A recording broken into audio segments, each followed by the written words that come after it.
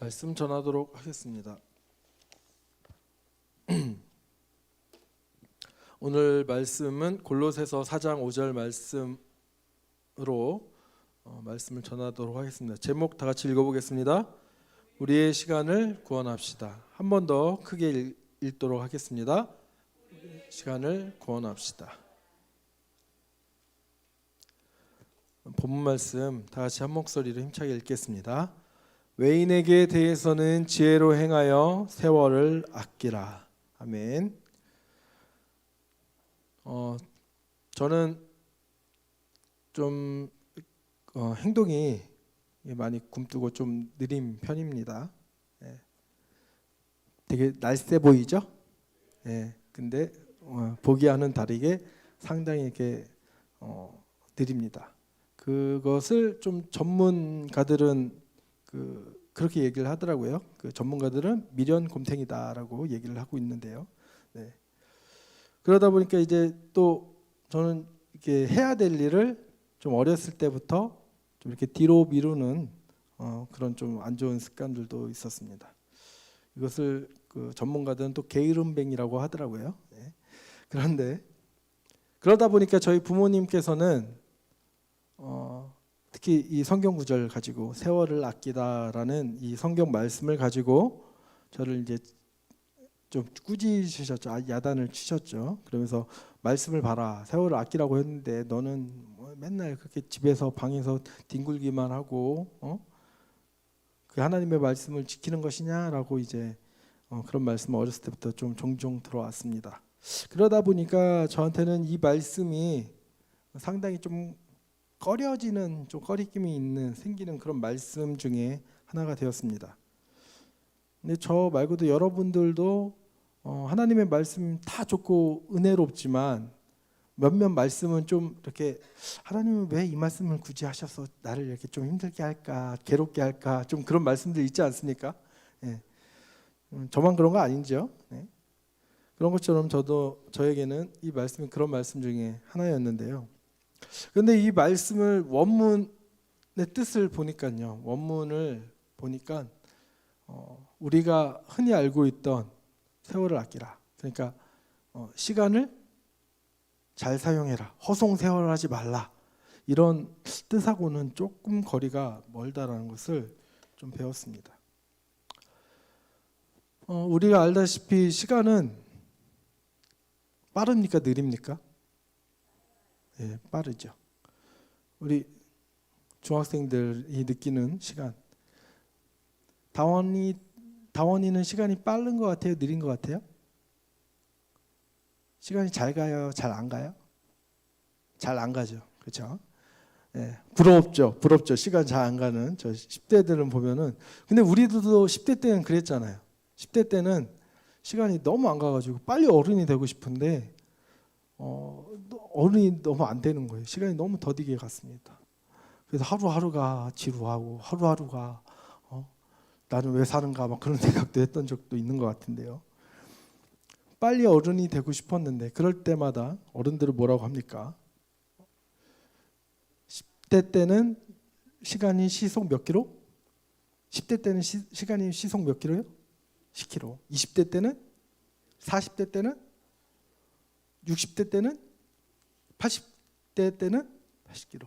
이렇게 막 나이에 따라서 그 시간이 점점 빨라진다고 합니다. 여기 좀 이제 우리 어린 에이티즈 말고 우리 부모님 세대들 시간이 점점 빨리 가는 걸 느껴지십니까? 네, 너무 빨리 가고 있죠. 그래서 성경에서 뭐라고 합니까? 10편 90편 말씀 다 같이 읽어보겠습니다. 우리의 연수가 70이요 강건하면 80이라도 그 연수의 자랑은 수고와 슬픔뿐이요 신속히 가니 우리가 날아가나이다. 와, 성경에서도 뭐라고 말씀을 하고 있어요? 신속히 가니 우리가 날아간다.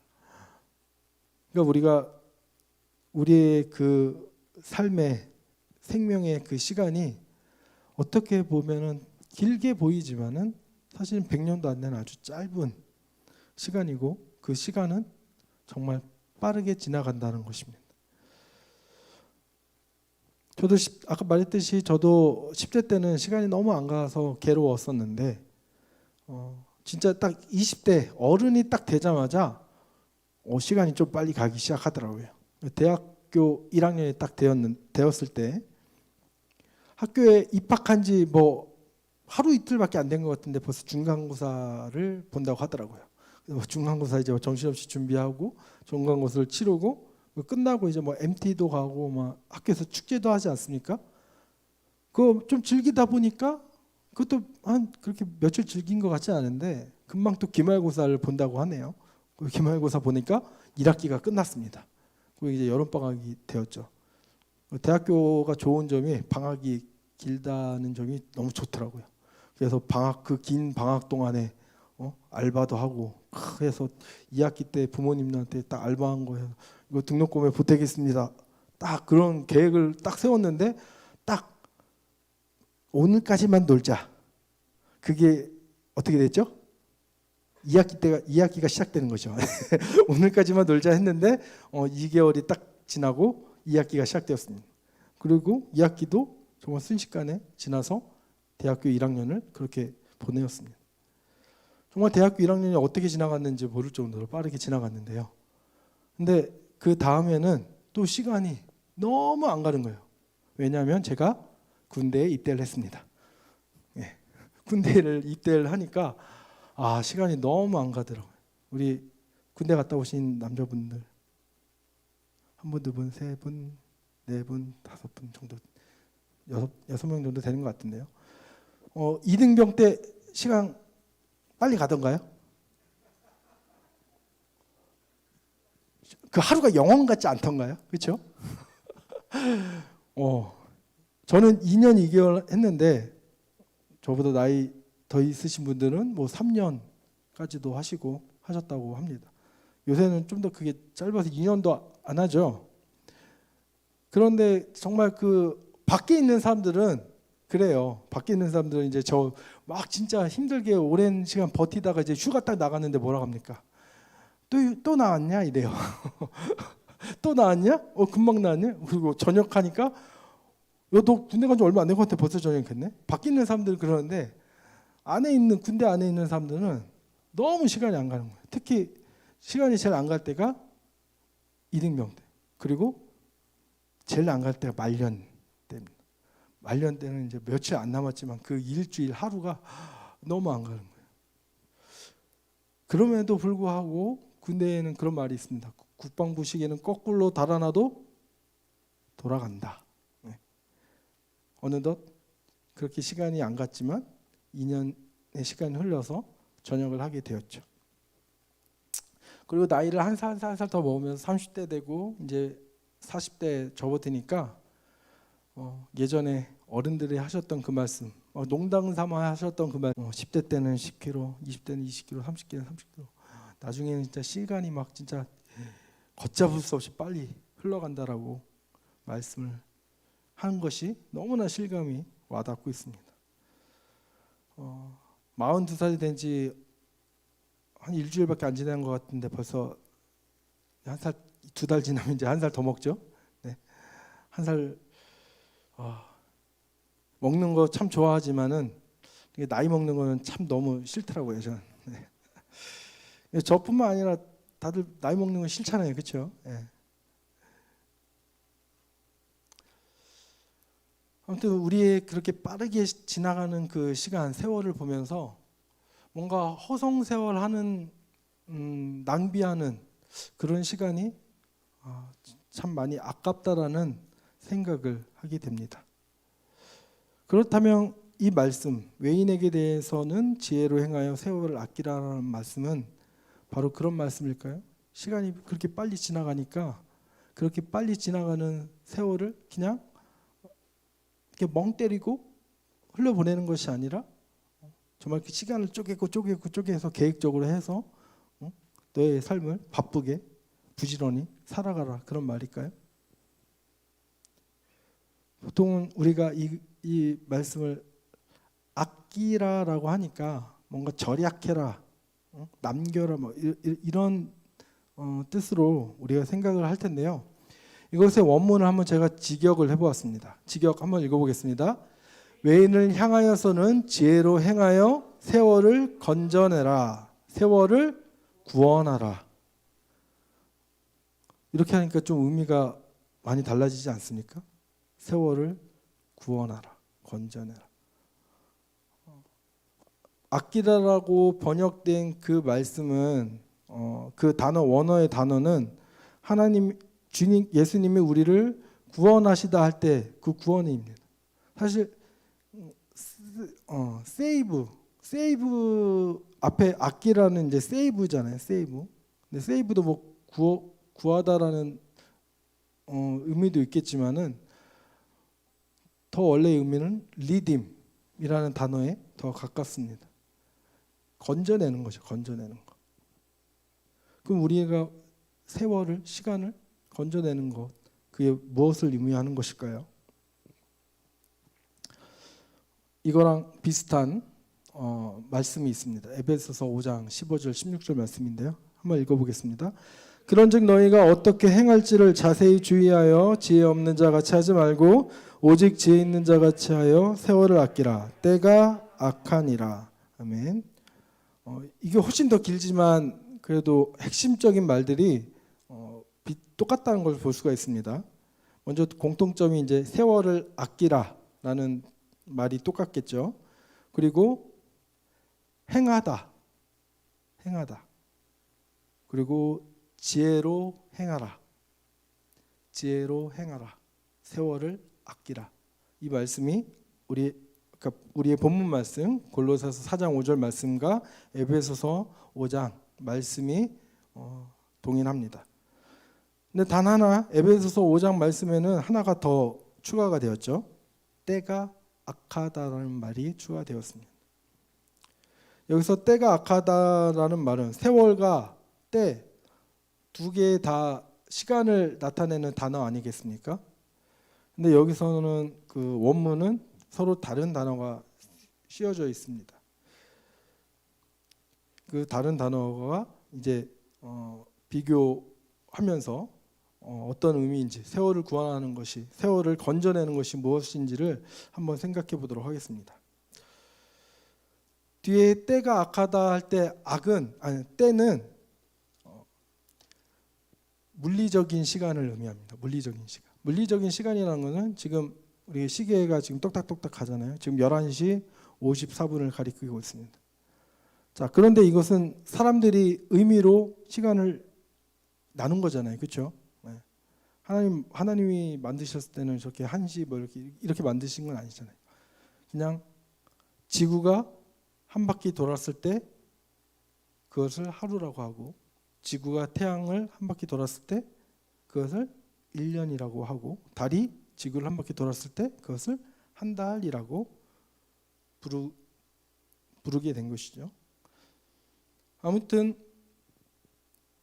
우리는 이런 물리적인 시간 안에 살아가고 있습니다. 그렇죠? 물리적인 시간이 이렇게 1초 1초 가죠. 자, 그런데 물리적인 시간은 언제나 동일한 속도로 흐릅니다. 그렇죠? 1초, 2초 어느 때는 갑자기 빨라졌다가 어느 때는 늦어졌다 그러진 않잖아요. 항상 동일하게 똑딱 움직입니다. 자, 그런데 여기서 세월을 건져내라 할 때 그 세월은 질적인 시간을 말합니다. 질적인 시간. 이 질적인 시간은 이 물리적인 시간과는 좀 개념이 많이 다릅니다. 이 질적인 시간은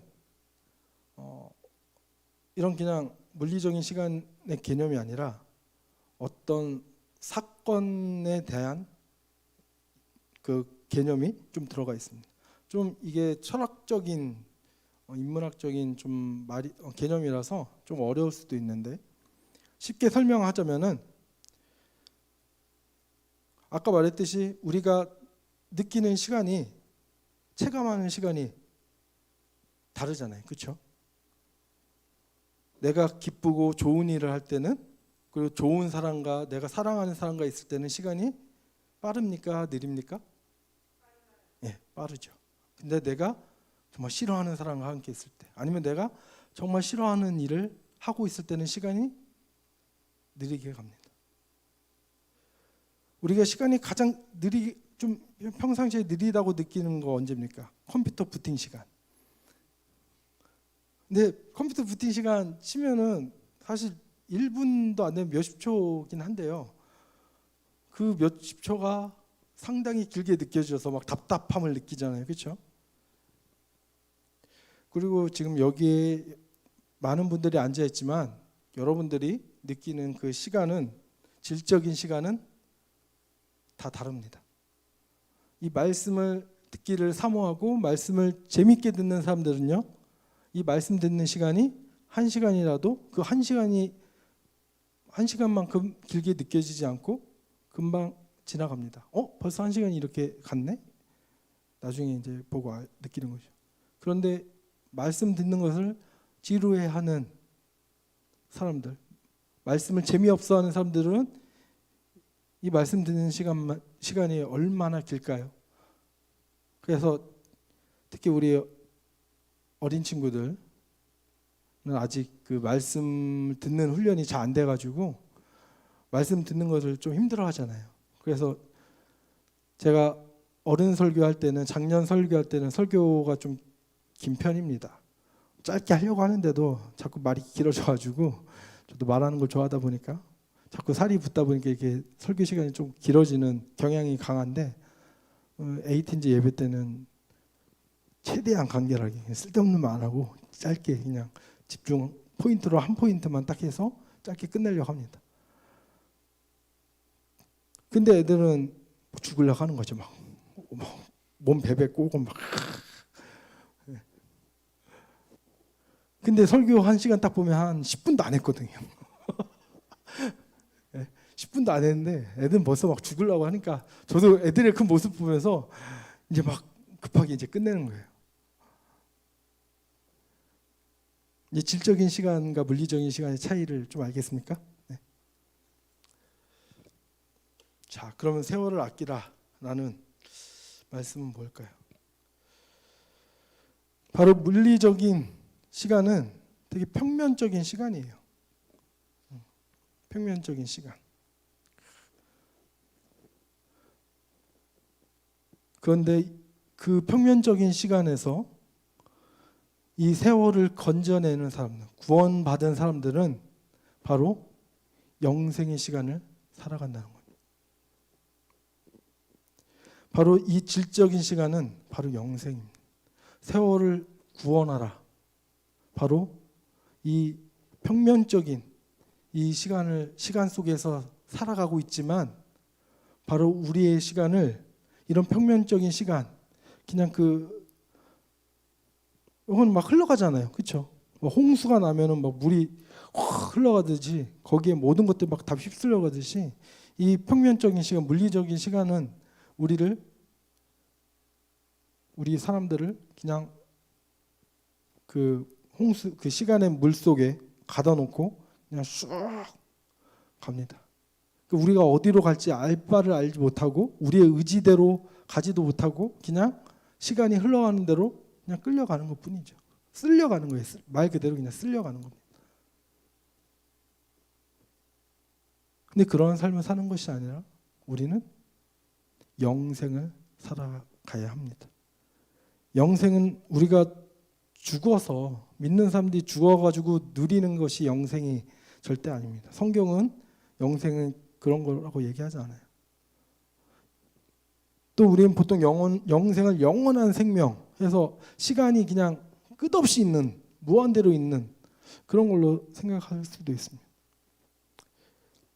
근데 이런 평면적인 시간이 확장된 것, 무한대로 확장된 것이 영생이 아닙니다. 성경은 영생에 대해서 뭐라고 말씀을 합니까? 요한복음 17장 3절 말씀 다 같이 읽어보겠습니다.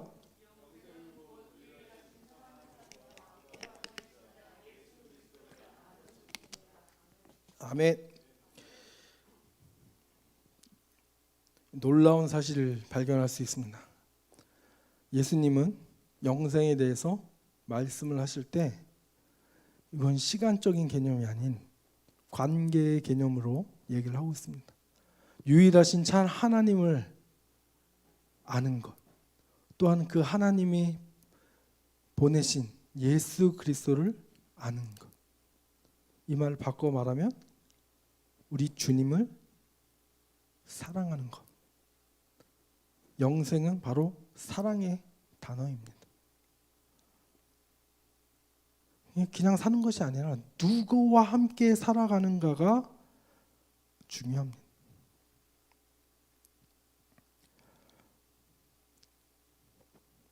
아까 우리 지혜에 대해서 얘기했죠. 앞에 그 말씀이 있을 때 지혜로 행하라. 근데 그 지혜로 행하는 것이 바로 세월을 아끼는 것인데, 성경에선 지혜를 뭐라고 합니까? 그냥 단순히 많이 아는 것? 남들보다 뭐 이렇게 경험으로 인해서 남들보다 더 이렇게 많이 알고 잘 아는 것? 올바르게 하는 게 지혜입니까? 성경은 여호와를 경외하는 것이 지혜라고 얘기를 하고 있습니다. 여호와를 경외함이 지혜의 근본이라 그의 계명을 지키는 자는 더 훌륭한 지각을 가진 자이니 여호와를 찬양함이 영원히 계속되리로다. 경외에 대한 단어에 대해서 우리는 사랑의 관계적인 용어라는 것을 좀 생각을 해야 됩니다. 경외라는 말은 쉽게 얘기하면 두려움이잖아요. 두려움. 경외는 두려움이잖아요. 그럼 여호와를 두려워하는 것이 지혜의 근본이다. 뭐 여호와를 이게 무서워하고 두려워하는 게 뭔가 이상한데. 자, 근데 그 두려움은 단순히 우리가 불안해서 무서워서 두려워하는 것이 아닙니다. 여호와를 경외한다고 할 때 우리 안에 생기는 그 두려움은 뭐냐면 여호와 하나님을 너무나 사랑해서 하나님과의 그 관계가 깨어지는 것이 두려운 거예요. 그래서 조심스러운 거예요.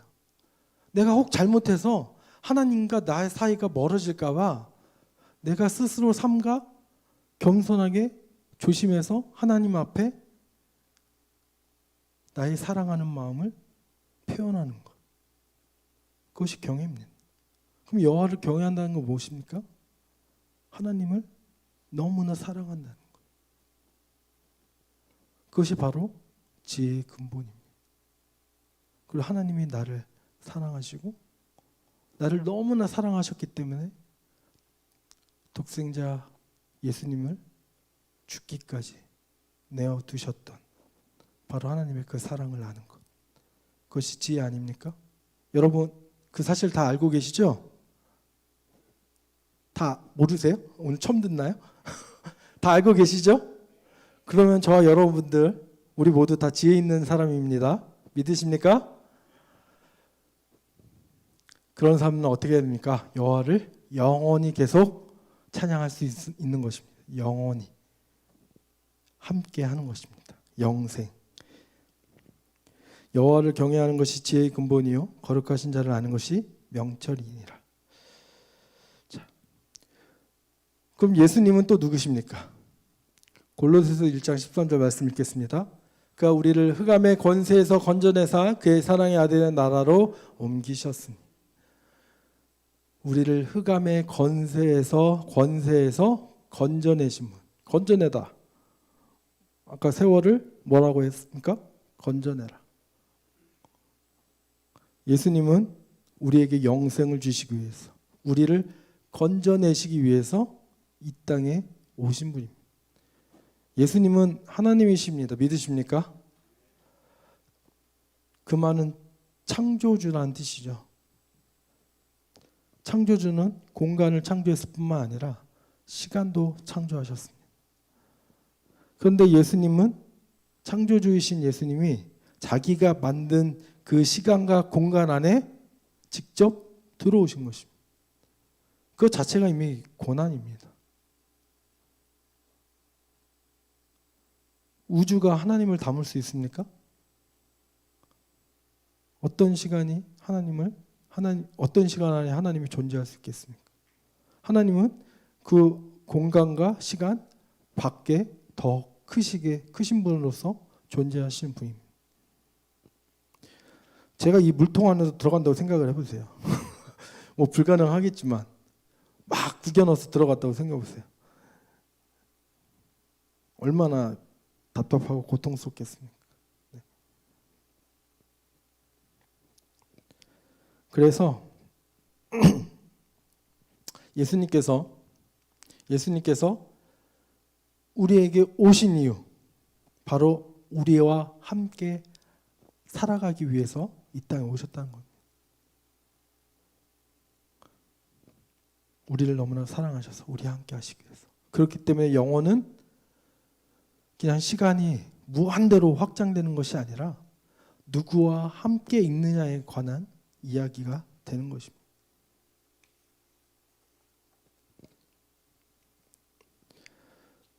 이제 시간이 절대적인 시간이 있고 상대적인 시간이 있는 것을 배웠습니다. 그럼 절대적인 시간이 무엇이죠? 네, 물리적인 시간. 그럼 상대적인 거는 질적인 시간, 영생인 것이죠. 네.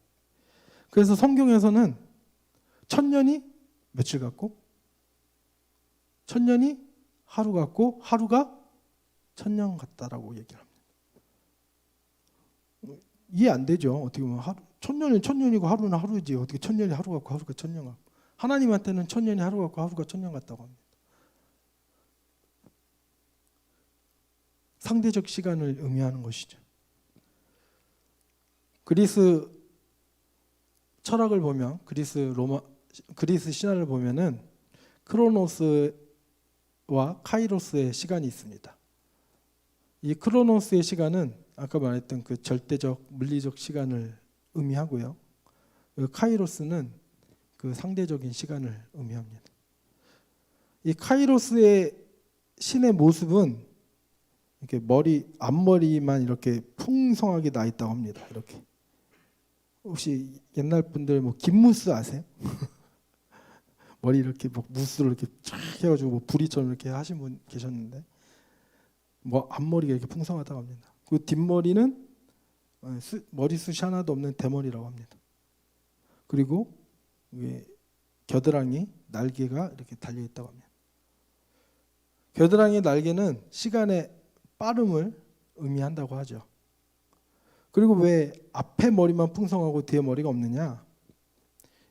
이건 기회의 신인데요. 기회가 왔을 때는 앞에서는 잡을 수 있지만 지나가고 나서는 잡을 수 없다. 그런 것을 의미한다고 합니다. 그래서 이 상대적 시간은 바로 그 기회, 찬스를 잡으라는 것입니다. 근데 어떤 기회를 잡으라는 것일까요? 성경에서는 구원받을 수 있는 기회를 잡으라는 것이고요. 또 이것보다 더 우리에게 중요한 의미는 복음을 전한 그 기회를 잡으라는 것입니다. 때를 얻든지 못 얻든지 우리는 계속해서 복음을 전할 의무가 있지 않습니까?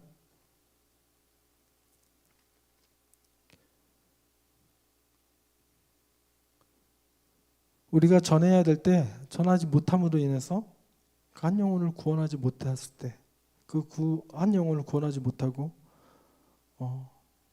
그 한 영혼이 결국 육체적 죽음을 맞이했을 때 그 남겨진 자의 그 아쉬움, 그 아픔은 얼마나 클까요?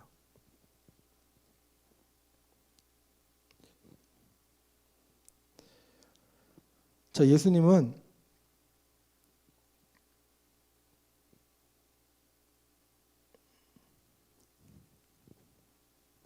다시 그 말씀, 우리 골로새서 4장 5절 말씀 생각해 보시면은 맨 앞에 나온 게 외인에 대하여서, 외인을 향하여서는 지혜롭게 행하여 세월을 아끼라라고 말씀을 하고 있죠. 외인이 뭘까요? 외인. 옛날 뭐 외인 구단 할 때 그 외인일까요? 외인은 교회 밖에, 교회 공동체 밖에 있는 사람들을 외인이라고 합니다. 외부인. 교회 공동체 밖에 있는 사람. 어떻게 좁은 의미로 보면은 나 말고 다 타인들을 외인이라고도 할 수 있는데, 이 말씀에서는 교회 공동체 밖에 있는, 아직 예수님을 알지 못하고 또 오히려 교회를 핍박하는 그런 무리들을 말하고 있습니다. 사도 바울은 골로새 교인들에게 그 외인들을 대할 때, 그 외인들을 향할 때 지혜롭게 행하라고 합니다. 그 지혜롭게 행하는 것이 바로 세월을 아끼는 것인데, 즉 그 외인들은 아직 그 시간의 홍수 속에 그냥 휩쓸려가는 인생을 계속 살고 있는 사람들 아닙니까? 그렇죠? 그 사람들 가운데 시간이 건져내어서 바로 영혼을 살아감으로 인해서 그 사람들한테 보여주라 이겁니다. 우리는 영혼을 살아가고 있다. 우리는 영생을 살아가고 있다. 바로 창조주이신 하나님과 그분의 하나뿐인 아들 예수 그리스도를 사랑하는 삶을 나는 살아가고 있다. 그렇기 때문에 정말 지금 이 땅 가운데 비록 나의 육신은 머물러서 병들고 또 맞으면 아프고 또 굶으면 배고프고 그런 고난과 고통 가운데 있지만 예수 그리스도가 나와 함께 하시기 때문에 나의 그 모든 시간이 만족하고 그 모든 시간이 기쁨으로 충만하다라고 고백하는 삶을 살아가라 이 말씀입니다. 이를 위해서 예수님은 우리를 그 시간 가운데서 건져내 주신 것입니다. 우리를 영생으로 구원해 주신 것입니다. 믿으십니까? 그래서 예수님이 제자들을 어디로 누구에게로 보냅니까? 외인에게로 보내겠죠. 너희들만 이렇게 울타리해서 그 내부 안에서 그 영생을 해서 영원히 찬양하면서 너희들만 좋게 살라는 것이 아닙니다. 예수님이 마태복음 10장 16절 말씀, 예수님의 말씀 한번 우리 읽겠습니다. 보라, 내가 너희를 보냄이 양을 이리 가운데도 보낸가 같도다. 그러므로 너희는 뱀같이 지혜롭고 비둘기같이 순결하라.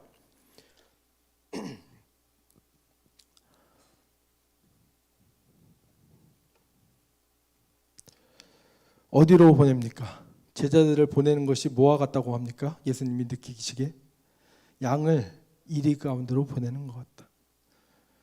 어떤 목자가 양을 이리 가운데 보냅니까? 미치지 않고서요. 그렇죠?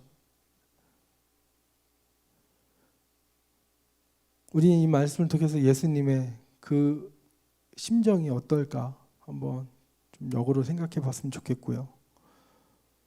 또 생각하기는 우리는 정말 양과 같은 존재예요. 정말 양과 같은 존재. 세상은 정말 이리와 같죠. 아까 때가 악하다 그랬는데 그 바울의 때만 악했겠습니까? 초대교회만 악했겠어요? 지금은 안 악한가요? 지금 교회 다닌다고 막 못 다니게 하고 막 교회 문 닫고 복음 전한다고 막 고발하고 감옥에 갇히고 그런 세상은 아니잖아요. 그렇다면 지금은 그렇게 악한 세상은 아닌가요? 오늘날의 교회에 대한 핍박은 좀 그 양상이 많이 좀 달라졌죠. 교회를 향해서 비난하는 사람들 많이 하는 말이 그겁니다. 너희들만 잘났냐라고, 너희들만 구원 있냐라고 얘기합니다. 아 그래, 너희들 믿어, 너희들 좋아, 너희들 자유롭게 종교 생활해. 근데 우리에게까지 믿으라고 강요하지 마. 그리고 다른 종교 욕하지 마. 다른 종교 비난하지 마. 그런 말을 합니다. 그냥 다 평화롭게 하는 게 그것이 평화 아니야? 왜 관용을 베푸지 못하고 너희들만 그래? 라고 하면서 우리 교회를 손가락질하죠. 그때의 논리를 보면은 좀 맞는 말 같기도 해요. 그런데 옳은 말이라도요, 상황에 따라서 달라지는 말이 있습니다. 그 사람들이 하는 말은 마치 그거예요. 지금 죽어가는 사람이 있어요. 지금 이 죽어가는 사람이 있으면 어떻게 해야 됩니까? 살리려고 해야 되잖아요. 정말 지나가는 사람들한테 빨리 도와주세요. 와서 같이 이 사람 이렇게 해야지 살릴 수 있습니다 하는데 나 또 그냥 그 사람 알아서 죽든지 살든지 이렇게 내버려둬. 그렇게만 하는 것이 꼭 살리는 방법이야? 다르게 살릴 수 있지 않아? 라고 막 그렇게 얘기하는 것과 같다는 것이죠. 우리 기독교는 뭔가 이 세상에서 뭐 복을 받고 잘 살고 뭐 그러기 위해서 믿는 종교입니까? 생명과 관련된 종교 아니에요? 예수 안 믿으면 어떻게 합니까? 죽는 거예요. 예수 믿어야지만 영생을 살 수 있는 겁니다. 죽지 않고. 그렇기 때문에 우리는 그럴 수밖에 없는 거예요. 말씀이 말하잖아요. 성경이 말하잖아요. 오직 예수 그리스도의 이름 외에는 구원받을 이를 다른 이름을 준 적이 없다라고 말씀하지 않습니까? 그렇기 때문에 우리가 그렇게 하는 거 아닙니까? 진리의 문제이기 때문에. 이 진리로 인해서 우리가 사느냐 죽느냐 그거의 문제이기 때문에.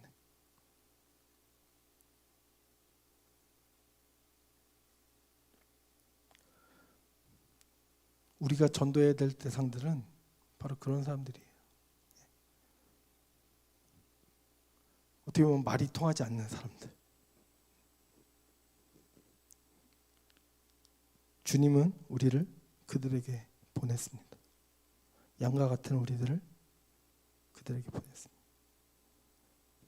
그럼 우리는 어떻게 될까요? 뱀같이 지혜롭고 비둘기같이 순결해야겠죠. 지혜를 구하시기 바랍니다. 그리고 정말 순결하게 살기를 원합니다. 순결하다는 말은 신랑이 자기의 신랑과 자기의 신부 하나만을 바라보고 사랑하는 것이 바로 순결입니다. 다른 외간 남자, 다른 외간 여자 이렇게 막 눈 돌리고 이렇게 기웃기웃하는 것이 아니라 바로 우리 예수님만 사랑하는 게 순결입니다. 그럼 지혜롭게 행하여 세월을 건져내는 것이 무엇입니까? 골로새서 4장 6절 말씀 읽겠습니다. 너희 말을 항상 은혜 가운데서 소금으로 맛을 냄과 같이 하라. 그리하면 각 사람에게 마땅히 대답할 것을 알리라. 바로 이것이 우리가 지혜로 행하는 방법입니다. 외부인들 대했을 때, 믿지 않는 사람들 대했을 때 우리가 우리의 말을 항상 은혜 가운데서 하기를 우리가 기도하고 구하고 또 그렇게 해야 됩니다. 그들과 같은 말, 그들과 같은 그런 관심사, 주식, 부동산, 또 자녀, 교육,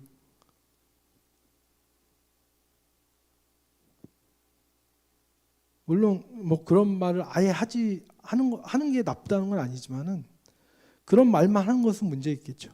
그런 사람 그들과 만났을 때, 또 믿는 사람들끼리 만났을 때도 믿음의 은혜의 말이 아니라 맨날 그냥 세상에서의 어떤 일 그런 말만 했으면 되겠습니까? 믿음의 공동체 안에서 우리가 그들에게 소금으로 변화시키고 우리가 그들에게 빛의 역할을 감당하기 위해서는 우리가 은혜로 그들에게 진리의 말씀을 전할 수 있는 그런 담대함이 우리에게 필요합니다. 우리가 그렇게 하기 위해서 정말 하나님께 구하고 지혜와 은혜를 구하고 또 그들에게 그렇게 하려고 우리가 노력을 할 때, 소금과 빛의 역할을 감당하려고 할 때 하나님께서 각 사람에게 마땅히 대답할 것을 알게 해주시겠다고 약속하셨습니다. 그렇죠? 말씀 약속하시고 계시죠? 대답할 것을 알리라. 어떤 분들은 이제 전도하라고 하면은 전 말을 잘 못했어. 저는 말을 너무 못해가지고 이게 저 사람하고 얘기하면은 저 사람을 설득 못 시킬 것 같아요. 그런 분들도 계신 줄 알아요. 하지만 여러분, 기도하시고 그 영혼을 위해서 전도하실 그 사람 대상자를 놓고 기도하시고 그 여러분 구하셔야죠.